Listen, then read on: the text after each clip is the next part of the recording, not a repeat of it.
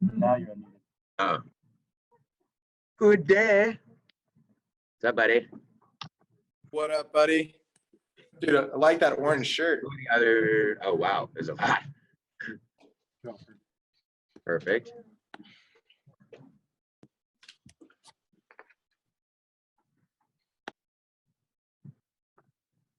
All right. I'll probably stay. If I walk around, they're not going to be able to see me at all. So, aha. That's what you get. Cool. I feel very low, so I'm gonna stand. Yeah. Sure. Nope. Cool. Sweet. All right. Cool. Good morning, everybody. Good morning. Good to be here. You did it. What time y'all come in today? Serious? Okay. I don't know, man. That's awesome. So I appreciate y'all being here today. I'm going to keep it short and sweet and give you some nuggets to make your phone time more productive, more effective, have a little bit of time with Q&A at the end. We're going to keep it short and sweet. But like I said, I appreciate y'all being here. Thank you for zooming in, people who are around, all of you on there in the computer world. Because I'm a big believer in this. You didn't have to be here today, right? Nobody held a gun to your head or a knife to your throat like Evan should have. But the point is, like Jim Rohn says, your level of success will seldom exceed your level of personal development. So the fact of the matter is, there are other people who signed that 10K Alliance thing who are sleeping right now, and their paychecks and their lifestyle over the next day, month, year, and perhaps 10, 15, 20 years will reflect that. And so by you taking the time to be here and all of you to be here as well, it just shows me that you're willing to learn, you're willing to grow. And so that's part of the reason too, I'm taking the time out of my day to be here. So for those of you who haven't met yet, I'm Eric. I've sold like $2.2 million worth of Cutco. I started in the North San Diego office. And the reason that I like being here in these meetings is it started in the same exact position you guys are, except I was that dude sleeping at home. And so I appreciate you getting off your asses and getting it done. So I want to give you as much value. And again, short amount of time, make it effective. How far into push you read? What is it? Oh, yeah. Cool. So I'm going to share a little bit about, has anyone ever read or heard of the miracle equation? Cool. Who's read it? Show of hands. Nice. Who's read the Miracle Morning? Awesome. Okay. So you might want to write this down. Remember this as well. Gandhi said that the person who can read and chooses not to has no advantage in life over the person who can't read at all. So Gandhi told me one time at a late night conversation, he told me, he said, look, Eric, he said that the person who can read and chooses not to has no advantage in life over the person who can't read at all. And think about it. If you have this amazing gift to read, to grow up where we grew up with education, and there's a ton of people in the world who literally look at signs and just have no freaking idea what's going on. We have this ability to do it. And so yeah. But what the miracle equation is, so Hal Elrod, quick history lesson, really fast in a nutshell. I met him when I was brand new, my first conference 10, 12, 11 years ago, COC, the one in Vegas. He was getting his Hall of Fame trophy. He was kind of like on his way out of the business. He wrote an incredible book. It's called The Miracle Morning. So definitely read that, listen to it. I mean, it has sold millions of copies. It's international bestseller, New York Times, you name it. He went on to go write this book called The Miracle Equation. He's also written like 10 other books about the Miracle Morning. Pretty incredible. But Miracle Equation was something that he used. So Hal's story, I'll leave it up to you to look into it. He died in a car accident for 6 minutes. He was revived twice. He died twice. They brought him back. It's an incredible story. And then he came back like that same year. They told me never walk again. It's a horrible story. Smashed like 90 bones in his body, completely destroyed. And they told me never walk, never do anything again. Lo and behold, obviously he's walking. He's gone on to run ultra marathons. He went back and he broke the push record that very same year, the year after he had his accident. It's a gnarly story. And what it comes down to, a lot of what he credits it to, when he was 19 years old and smashed into a million pieces and dead for 6 minutes, and they told him he was going to, there's no way he's going to walk again. That's what they told him, the family. And he had this thing he came up with, and it was so profound that the doctors there working with him, they thought he had a mental issue. They actually thought he had a psychological problem. But what it was, he was using a thing called the miracle equation. And what it is, it's unwavering faith plus extraordinary effort. So I have terrible handwriting, but I can write it. Holy guacamole. Any questions? So yeah, for the people who are watching on the call, it's unwavering faith plus extraordinary effort equals miracles. Let's talk about the easier one first. Believe it or not, is the extraordinary effort. Because the extraordinary effort is something that you have complete control over. You're the only person who's in here, and you're the only person who can put the foot on the gas, and put the foot on the brake. So when it comes down to it, though, it's really about digging in. I'm gonna share like a story or two with you about like what that actually means to put in that extraordinary effort. But again, you're here right now. Like, I mean, that's a part of it. Like, you're doing the extra thing, right? Because we all know the old saying, it's like, what's the difference between ordinary and extraordinary? A little bit extra, right? And so have that unwavering faith, that extraordinary effort, putting it all towards it. But yeah, so when it comes down to it, though, the unwavering faith side, that is where it can happen, right? Especially that's why I like being here with 6 days left in the push. It's hit the fan, right? Whose push has been going exactly according to plan? Any liars in the room? No way it has. Oh yeah, no, not a chance, man. We're 8 days deep or whatever it is. There's no way you made it past 2 days, but it's like everything's perfect. Because the thing with a push is you're gonna have 14 days. You're gonna have 10 days that are kind of up to you. You're gonna have 2 of your best days of your career. You're gonna have 2 of your worst days of your career. And the other 10 days comes down to how much effort you're gonna put in and how much you really believe in it, right? So the question is, how do you talk to yourself? This is a big part of the unwavering faith. So what conversations are you having in your head? And part of the miracle equation is affirmation. So who is familiar with what an affirmation is? It's a saying, it's an incantation. It's something that you say to yourself. It's not mind, brainwashing yourself. It's actually speaking as if something has already happened. So it was to say that I am going to sell 20K for push no matter what. And that was my statement. So I've been with Pick a long time. I've won every push trophy, right? 10, 20, 15. Not 30 yet. I don't have the rock. I've sold 30 in 2 weeks, but all of it, right?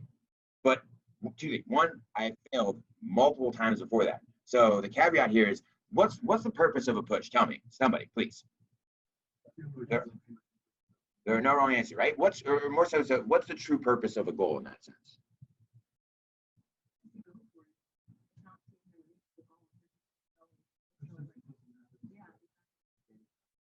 All that. Exactly. Yeah. All 3 of those things. Yeah. It's the true purpose of a goal isn't the number, right? Is anyone in here like dying to have, where's the 10K rock? Like, you must have this piece of glass. Like, no, it doesn't matter. It's just a representation of the work that goes into it. It's a representation of your willingness to push and expand yourself into the person that goes for that goal till the very end. And I will tell you, hands down, I'll share a few stories with you right now. The lessons that I learned selling 10K for my first time, and I could do stories for days. I don't have the time. None of us have the time. But the lessons I learned selling 10K for my first time, and the lessons I learned selling 20K for my first time, using this same unwavering faith. I'm not saying anyone in this room has to go on and sell Cutco for 10 or 12 years like I have, but those lessons I've learned have transferred into real life. Not that wasn't real life, into other things outside of Cutco, like you wouldn't even imagine. And so it's this same thing that you're learning right now. And you're like, oh, 20K push, 10K push, like whatever. It might matter a lot. It might not matter at all. It might be the most important thing. Like the number doesn't matter. What matters is the fact that you're here and you're going to push till the very, very last second, right? And so my first 10K push came down to the wire. It was down to like the last minute. Some of you heard the story, so I'm not going to go into it. I'm going to tell you about the story of my first 20K push because it was the same thing applied to it, right? So my first 20K push, I was like probably 5-6 years into the business, and I had failed like two times before, but this was the year, right? I read the Miracle Morning. I was doing the Miracle Morning. I had momentum up. I was ready to go. I did all the right things. I had like 15 appointments set going into push at least. Other things leading up, post-dated orders. I did my meal prep. I was ready to rock. And I sold $4,000 the first week. And then I sold like $3,000 the next 4 days. So I don't remember the exact specific numbers. It was a while ago, but I do remember this. I do remember Friday night, I was at $6,400. What do you do, right? I'm bummed. I'm about to cry. I'm like, I don't know. I can't do this thing. But that's when it comes in. And this thing might be happening right now. You might have going for 10K, no matter what. Are you going to back that up? No matter what, till the very last second. Because if you have wavering faith, if it wavers for a moment, the math doesn't add up. Does that make sense? You don't get the miracle. You don't get the thing that happens last minute. You don't get that last minute goal, whatever it is. So anyway, it's Friday night, and I had that conversation with myself. That same conversation I want you to have with yourself tonight. of I will sell 10K for push no matter what. Like it has to happen. Like it must happen. I'm going to make it happen no matter what's going to happen. Because if I don't believe it, guess who's not going to believe it? Anybody on my appointments tomorrow and anybody 2 days after that. So I'll never forget my first appointment Saturday morning. It was in National City. It was a fair lead. It was unqualified. I was like, I got to get out of here so I can get to my appointment on Coronado in like super nice part of town and get out of there. So I pull up and it's like 9 a.m. Saturday morning. And it's like dumpy house too and like a not great part of National City. And I'm like, oh my God. Anyway, I get out of the car. I go do the appointment. It's just, and woman opens the door. She's like 4 years older than me. And I'm like, perfect. So I'm sharpening her knives. We get talking. Turns out she's a little older, Filipino. So I thought she was like 4 years older than me. A little bit older, but she's young, but she's been a nurse for 10 years. And she loves Cutco. And she's been telling her mom for years that she needs to get Cutco. And I was like, well, I mean, how hard is it to convince her? Why don't you just like maybe get her some to start with? And she's like, that's a good idea. I should just get her with the set that I have, which was an ultimate set. And then she added one of those on for her sister too. And so boom, boom, boom, within 15 minutes, I sold $4 grand. I'm shaking when I'm right up there. Can this happen right now? Call my Coronado product. I'm gonna be late. Things have changed in National City. But on that note too, like it doesn't matter where you're selling Cutco. I have sold Cutco in places that I'm not exaggerating. When I pulled up, I am a 6'2" man, big dude, not to mess with. When I pulled up, I texted all my friends like, this is where I am. This is the house that I'm going into. I'm gonna check in 2 hours. And I sold like $7 grand there in a trailer park. Don't judge where you pull up to in the appointment, right? So anyway, fast forward, I do like 14 or not 14, like $4 grand that appointment. And then the next one, another 2,000, another 2,000, and all adds up. So now at the end of Saturday, I'm at about 16,000. So all easy, right? Like boom, we did it. I got 4 appointments on Sunday, not a problem.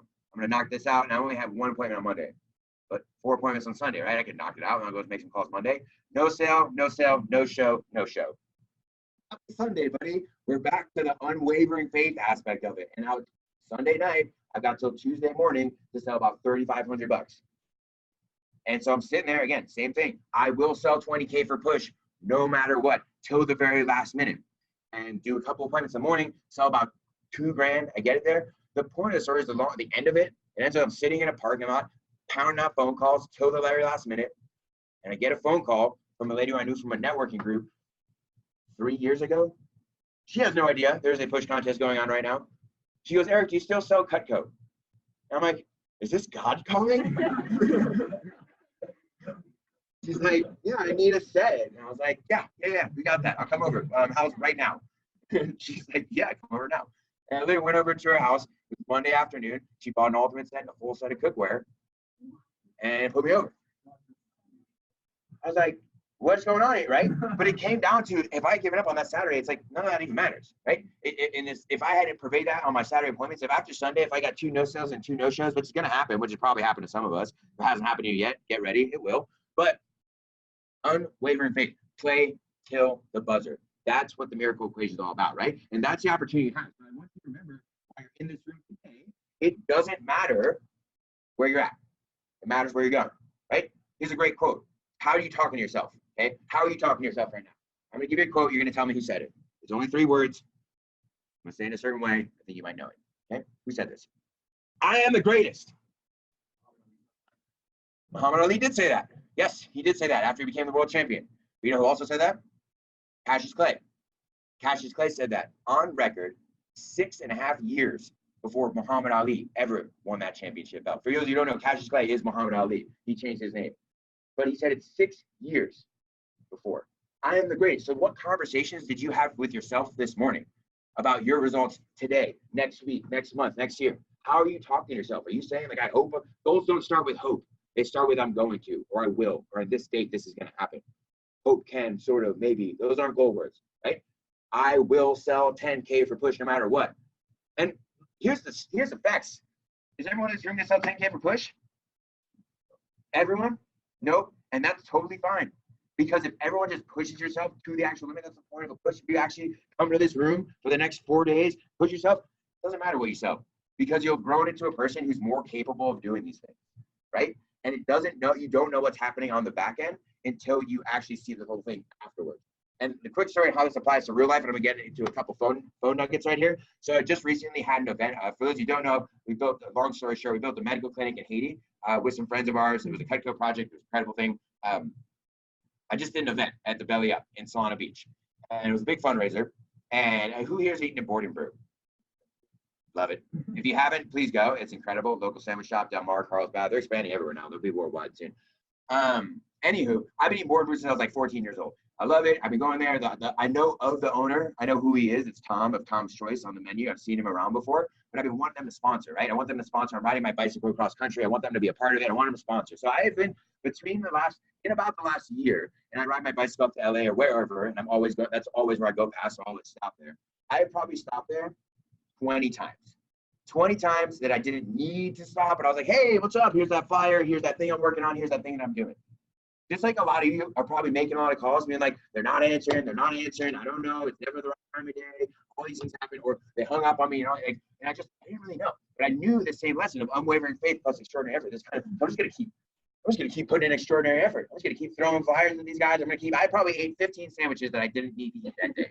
They're delicious, so I didn't mind. But anyway, fast forward to the day of the event. This is 2 Thursdays ago. I'm going to the Belly Up in Solana Beach, like a 500-person venue, huge spot. We got all these tickets. It was a battle of the bands, really sick event. We raised like 10 grand. But I said to myself, I'm like, just one last shot, man. I'm gonna take one more swing at it, and I'm gonna stop at Board and Brew on my way up to the event. I'm gonna drop off 2 tickets just as a cordial, hey, you should come to our event.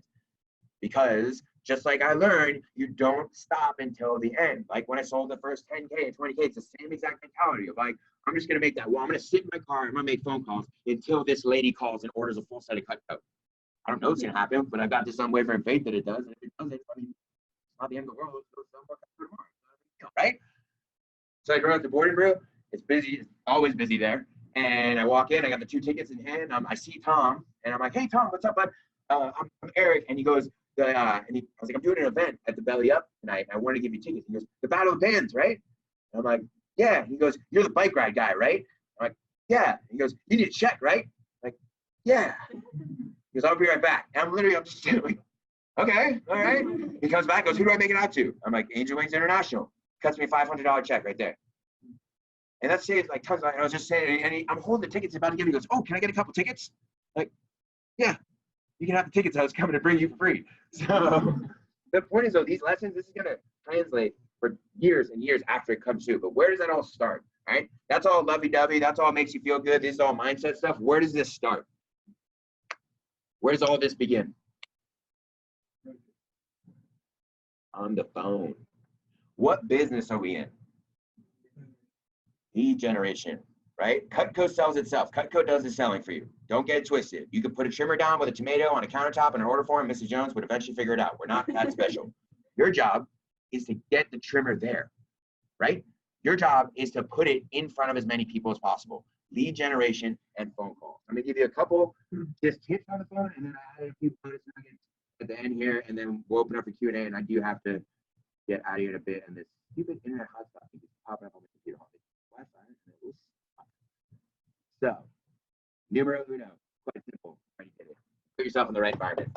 If you want to get in better shape, where do you go? You want to learn more, read more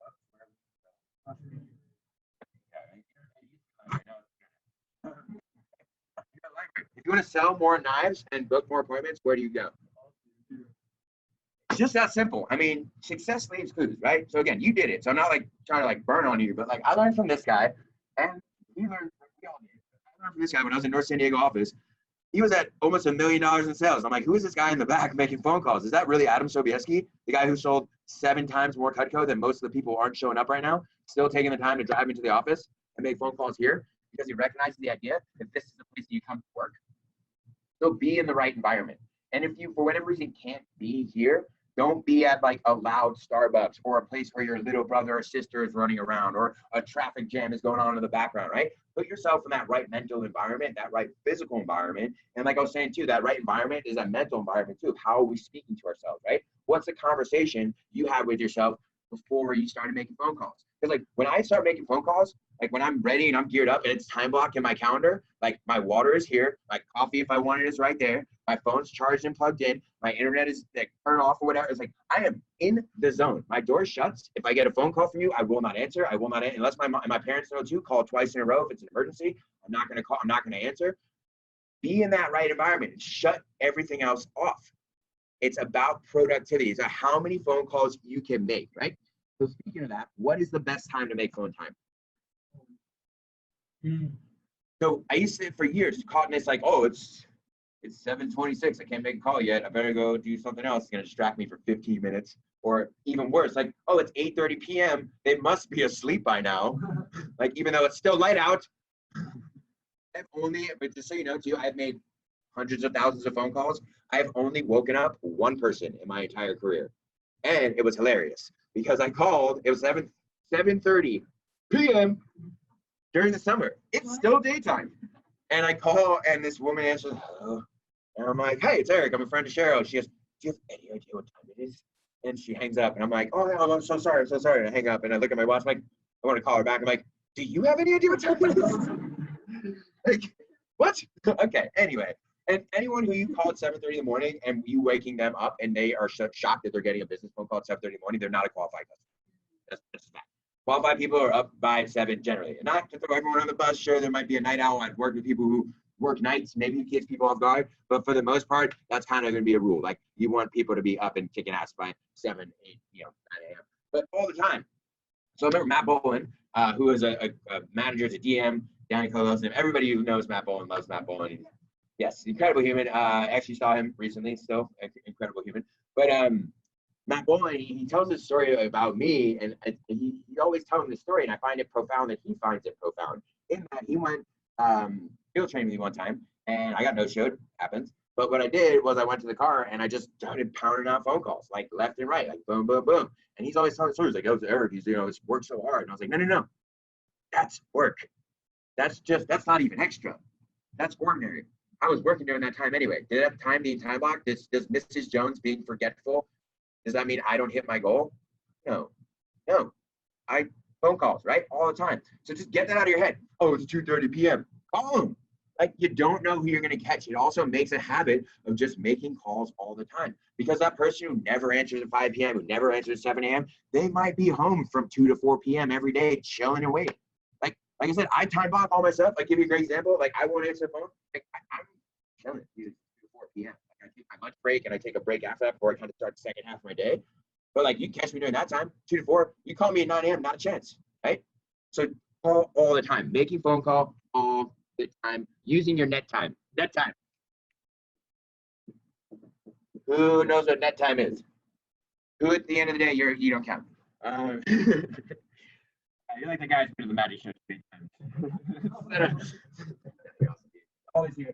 I love how you manage. You're always here in the front row, like taking notes, and you're on show for me. I mean, it's not a mystery. Like I said, the people who are the most successful at this business are the ones like you who are always here, always learning, always asking the right questions, always being enthusiastic, always growing, right? But who at the end of the day is like, holy shit, I have so much extra time, I can't even believe it. That's what I thought. Net time, no extra time. Remember I said, the Gandhi quote about reading? I don't read a lot of books. I listen to a lot of books. I do read. It is important to actually like use your brain in that way, but I don't have a lot of time. At the end of the day, I'm generally exhausted. I wake up at 6 in the morning, I go run, I'm ready to rock. Like, it's hard, right? But listen to books, right? When you have those extra 3 minutes before an appointment, don't watch on Instagram. Make phone calls. Don't watch one YouTube video. Don't send text. Make one more phone call. And this is not a forever thing. This is not like look at my life now, I just make phone calls all the time. I'm just like this guy, like that guy who's all the time. No, this is fucking push. That's the point. For 2 weeks, work everything all out. And what's the worst thing that's gonna happen is you're gonna make a medium amount of money. The best thing that's gonna happen is you're gonna make a shit ton of money, right?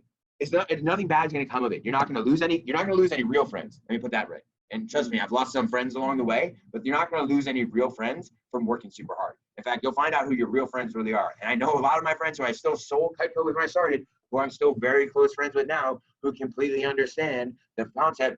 Text me later, no. The concept of you work when you work and you don't when you don't. Like, you guys see me in a work environment all the time. Like, I am probably the most embodiment of work hard, play hard of any person you've ever met.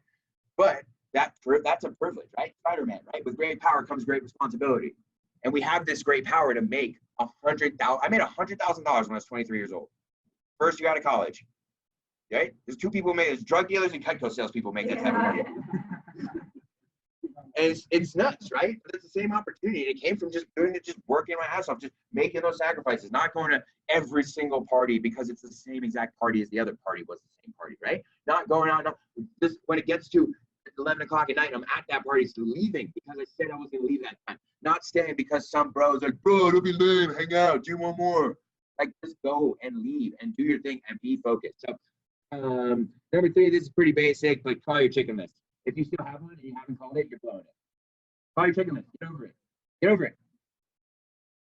Today, like, do that. You'll sell like 5 to 10 grand off your chicken list. All of you people on the computer, stop being bitches about it and call these people. Sorry, but it's true. Because there's tens of thousands of dollars of income sitting on that list. And I know this from my experience. I know this from Matt's experience. I know this from Justin's experience. I know this from TC's experience. Because we all have the same stories. Should have called her first. Monique Shevel, first ultimate set, 8 months into the job. Best friend's mom. Should have called her first. First time selling 2 homemakers on one sale. Nickel, Nagaraj, best friend's mom. Should have called her my first weekend. Waited until I was out of leads. Next, my next thing. What business are we in? Aside from maybe the 2 in the front row, who can get up and give me page 16? Let's go, bro. That was great, man.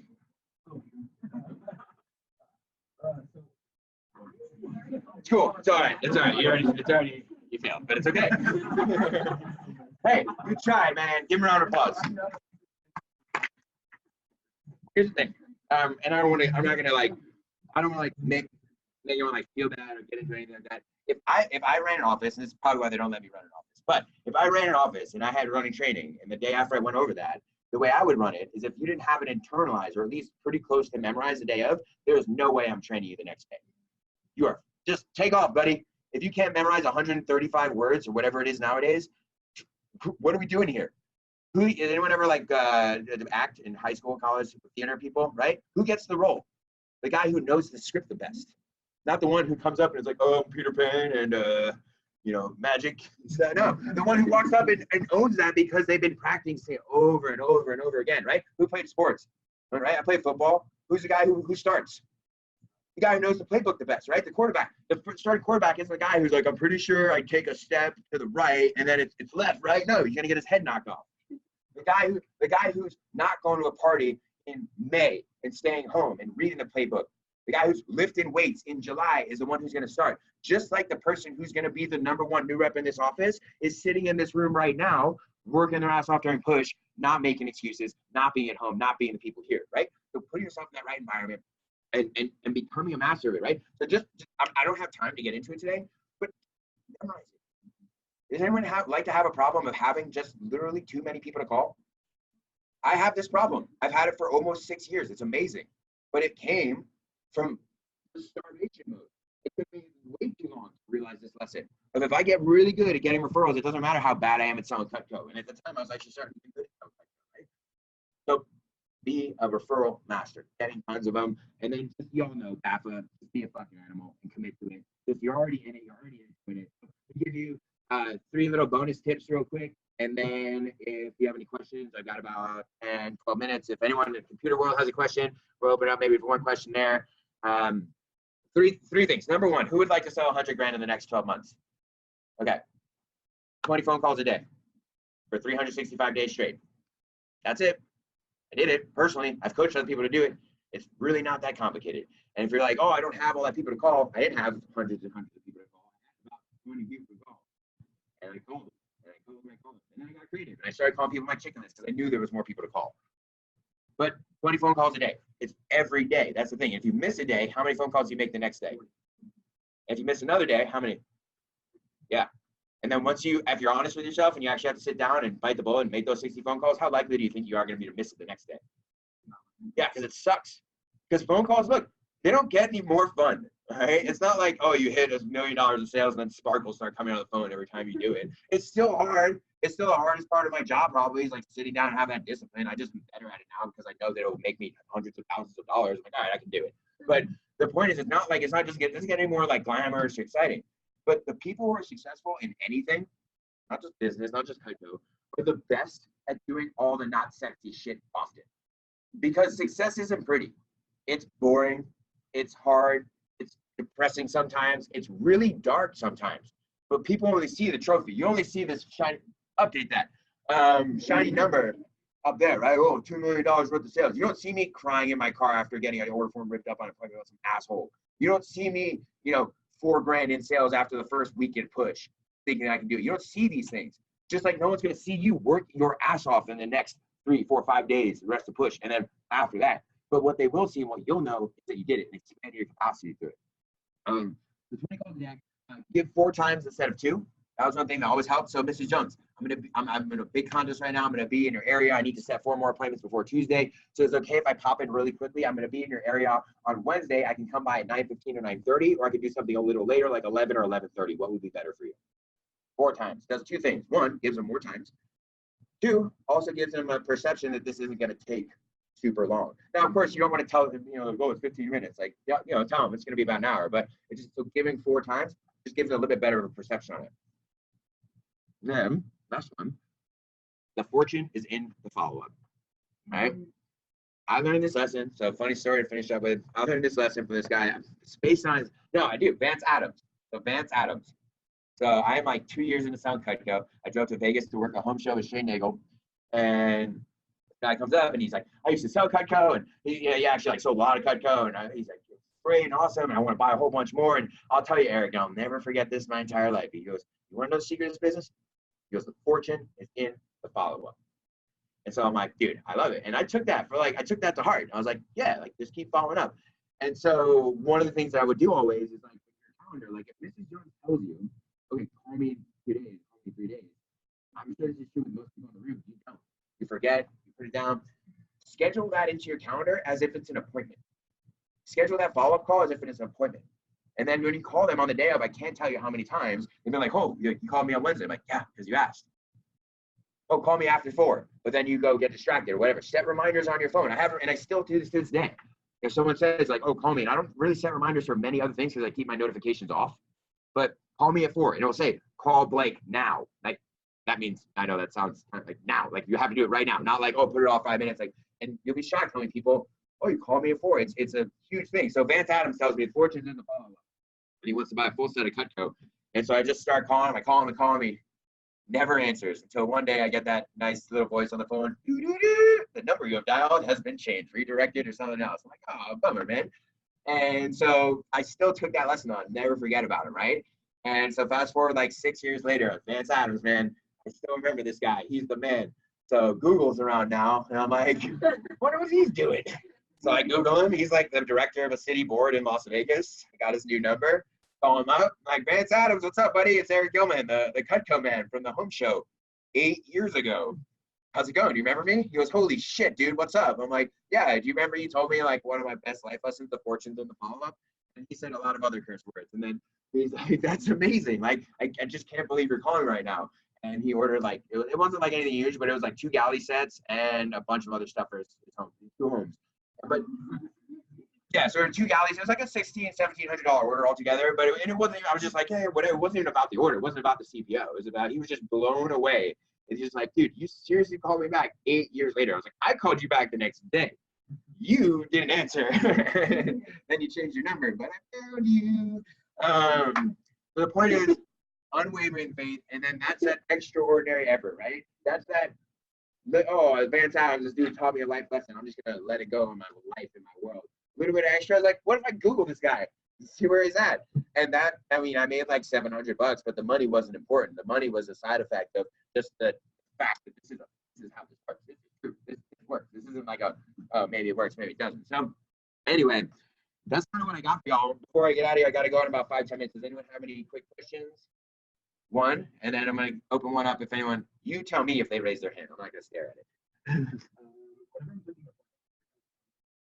Make sure that. Yep. Great question. Yeah, more of these questions, objections and stuff, to give you that. So when you're calling and doing when you're setting the appointment, if you're getting that vibe, oh yeah, I'll be there, but my husband won't be home from work yet, or you don't even know if they're qualified. That comes back to qualifying them beforehand. So are you qualifying your leads on the appointment? So that will save you two, the quote is 1 minute of preparation saves you 2 minutes of execution. So you spending that extra minute with Mrs. Jones #1, the referring Mrs. Jones, to dig in just a little bit more, because she already gave the name. She'll tell you about him. She'll, as long as they're not rushing out. Hey, do you mind if I ask a couple quick questions, just to make sure I'm not calling anybody or being rude or anything? Yeah, sure. Hey, so just of these people, if someone else answers, are any of these people married, or like what are the other husband or spouses or wife's names, especially nowadays, their partner name or whatever. Hey, what are their partner's names, or just have it on the list there. So yeah, and then if you were trying to get a hold of them, like to have a quick conversation, would you call them in the morning or the evening, or are they kind of just all over the place? So now you know their husband's name, wife's name, if they're qualified or not. So, oh no, they're not married. Oh, it's James. Don't always have the name next to it. So just asking the name beforehand, so you already know, that's what I'm saying. I didn't get that much, like, oh, do they married or not? Because I would know if they are or not. So asking, yeah, what's their husband, wife, partner, spouse's name, anything like that. If you were to try and call them, if a friend was to try then call them, what would be the best time? The morning, the evening, or are they just kind of all over the place? And then just because they write the morning, that doesn't mean you only call them in the morning. You call them all the time. But you just know that that's probably going to be a good time, maybe for an appointment too. Oh, you're right. Hey, Michelle, let me know that the mornings are generally better for you. Is that true? Because I'm going to be in your area tomorrow and actually have an appointment at 10 or 10:15, or with something a little later in the morning, like 11 or 11:30. So qualifying the question. So spouse name, best time to reach them. Yeah, and then just one more question, but I'm trying to think if there's anything else. And the last one is just always like, so, and then last question, Mr. Jones. If you were me and you had a goal as massive as mine, who's the person you would call first? And they're like, oh, Susie, and you just put a little star next to their name. And and they'll joke with you too, like, I've had plenty of people ask, like, did you just ask me who my richest friend is? I was like, kinda.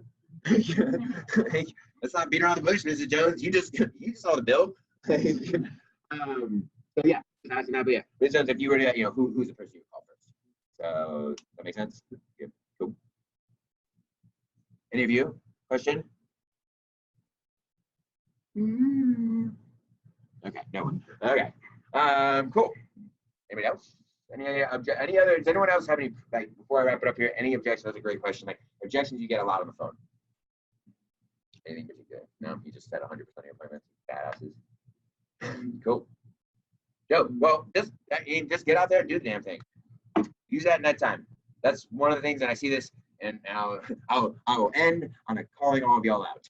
And it's just in general, and I see this in life in general. It's just people not taking enough action. People ask a lot of the time how I get a lot of shit done. It's because I'm always doing shit. Like, I go into offices. I do. So what I do is I go to offices. I speak to realtors and lenders. So I go to office meetings. That's why I don't come to meetings a lot. I go to a meeting every single day. I go to all over Southern California. But I go to these meetings, and I'm blown away at the number of realtors who are standing around. They're at the meeting 20 minutes early, and they're sitting there like this. What are you doing, bro? You're in the business of lead generation too. Like, that is 20 minutes of phone time you could be making, right? I walk in offices, I'm like, I see people just kind of hanging out, having conversations, throwing darts at faces. I like it. But like, be here, do the thing. It's like when you go to the gym, don't be the guy who's in the corner on his phone the whole time, or the guy who's in the front of the internet. If you're, don't be the person who goes to the library and is watching a movie on their laptop, right? Who brings in the popcorn. We don't know that person, right? Be the person who's here. You came here. You did the hard part. You got here. Just put in the effort towards the very, very end and kick some ass. Listen to all these people. Listen to the managers. They're all here for you. And we'll all get out there, sell some knives, change some lives, Thank you.